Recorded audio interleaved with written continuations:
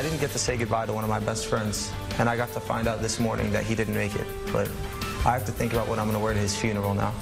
Living a nightmare they can't wake up from. Tonight, crying, candles, and crowds gathering as we learn more about the lives lost in a Florida massacre. But first, breaking news. Investigators say twin brothers in the Bronx were using students as part of a plot to make bombs. Good evening. I'm Maurice DuBois. And I'm Kristine Johnson. CBS2's Jessica Layton following this breaking news story for us. She's live in Pelham Parkway, where the suspects live. Jessica, what do we know?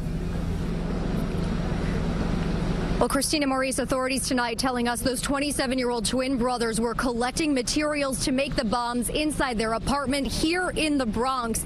They were apparently also using a laptop computer to research how to make the explosives. Apparently, somebody saw something and said something and may have saved a lot of lives. Twin brothers with twisted minds, and according to authorities, about 30 pounds of chemicals to make explosives inside their Bronx apartment, along with a diary and some disturbing notes. Under the full moon, the small ones will know terror.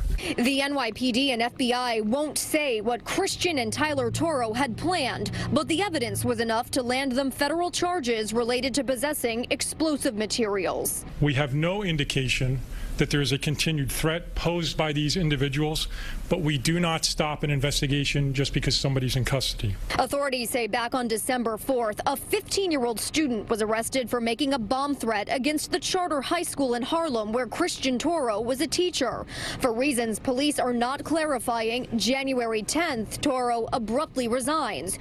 2 days after that, his brother returns his school-issued laptop, where a school technician saw something suspicious and said something to police. Some good people stepped forward with information, and that information was crucial to law enforcement. That information eventually led law enforcement to the brothers' apartment building on Matthews Avenue in the Pelham Parkway section of the Bronx. Both men were taken into custody Thursday morning. Authorities say they even paid students to help break apart fireworks and store the dangerous powder from inside. Were either of these names on any of your radar prior to December?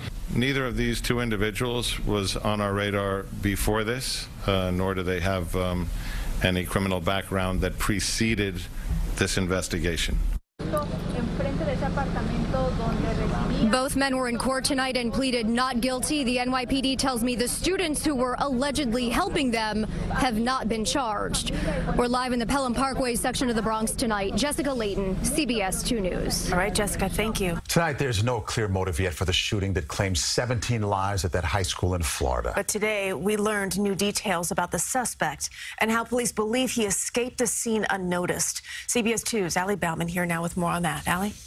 Well, Nicholas Cruz is described as a troubled teen filled with anger and pain since his mother died of pneumonia last year. Today, court documents show Cruz has confessed to carrying out what is the nation's deadliest school shooting in the last 5 years.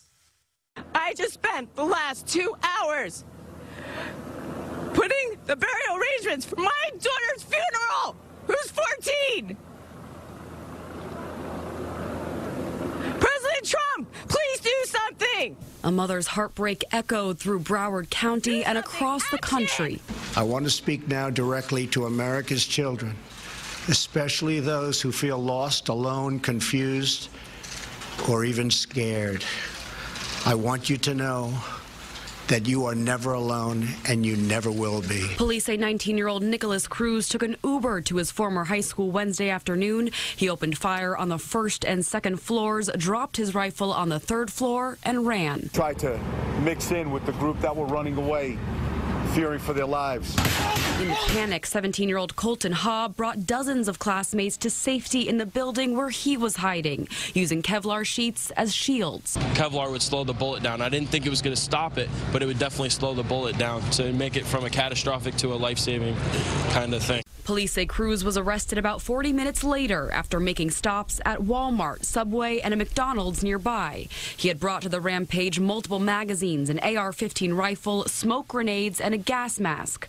Police say he had bought the semi-automatic rifle legally last year. At times, he had so much anger and pain inside of him. And once the police escorted us, I had to step over a dead body to get out of my classroom. It was right outside of my classroom. There was a dead body laying like a fish. As mourners search for meaning, investigators are searching for a motive. Cruz had posted several photos posing with guns to his Instagram page. And last fall, the FBI received a warning about a YouTube comment by a user with his same name. The comment said, "I'm going to be a professional school shooter." No additional information was found to positively identify the person who posted this comment. Cruz was held without bond in court Thursday, charged with 17 counts of premeditated murder. His defense attorney says the orphan teen is remorseful and has been deeply troubled since his mother's sudden death in November. He's a broken human being. He's a broken child. Cruz was expelled from the high school last year. His former classmates say he got into a fight with his ex-girlfriend's new boyfriend.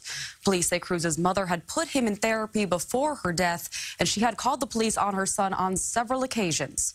Kristine, Maurice. Okay, Allie, thank you. They were scholars, athletes, and volunteers filled with bright futures.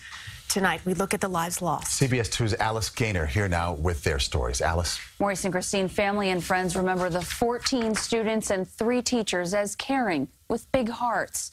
Tonight, a grieving community comes together to support one another.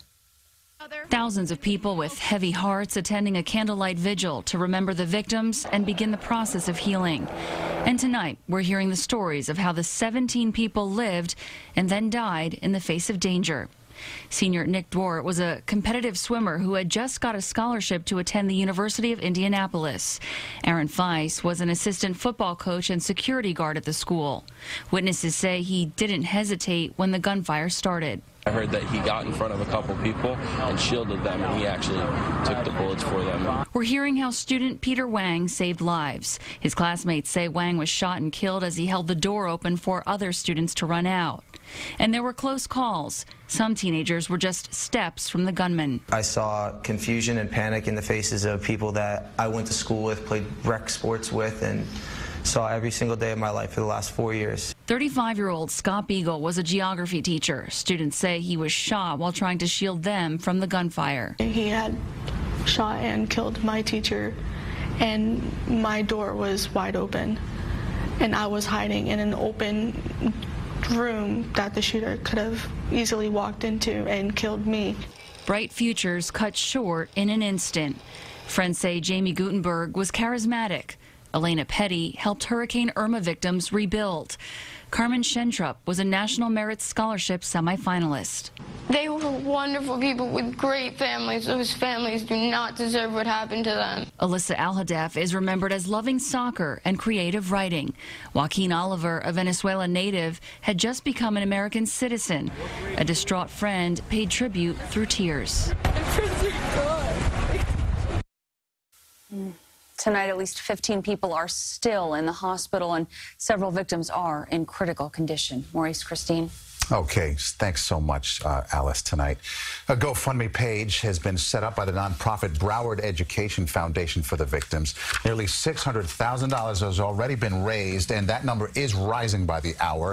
If you'd like to help, we've put a link at CBSNewYork.com. In tonight's Health Watch Now, the Centers for Disease Control saying this year's flu shot is the second least effective in the past decade. The news comes as the family of 6-year-old Neve Hernandez revealed she was vaccinated in December. Neve was a kindergartner in North Bergen. She died Monday. Her family is laying blame on Hoboken University Medical Center, saying they brought her in for treatment, but she was released too soon. If you feel that your child is not right, and only a parent knows that, only a parent knows how your child is feeling, stay there. The hospital says privacy laws prevent it from commenting on this case. An NYPD sergeant on trial for murder in the Bronx was found not guilty on all counts today. Sergeant Hugh Barry was accused in the 2016 shooting death of Deborah Danner, a mentally ill woman. According to Sergeant Barry, Danner had picked up a baseball bat in her apartment and started swinging it as she came toward him. Prosecutors argued that Barry was too quick to open fire, but the judge said they failed to prove that deadly force was not justified. For the last year or so, he's been looking at the theoretical possibility of a prison sentence. He's very relieved. To take Deborah's life was a tragedy preventable. Barry remains on modified duty during an NYPD disciplinary review. Still ahead at 11 tonight, a CBS2 exclusive. The most important thing for us, for our family, is to get justice. A cyclist killed by a private sanitation service truck. So why wasn't the driver ever charged? CBS2 investigates. A threat to suspend service, why Amtrak is saying it might stop some trains. And another celebrity couple calls it quits. It's all next.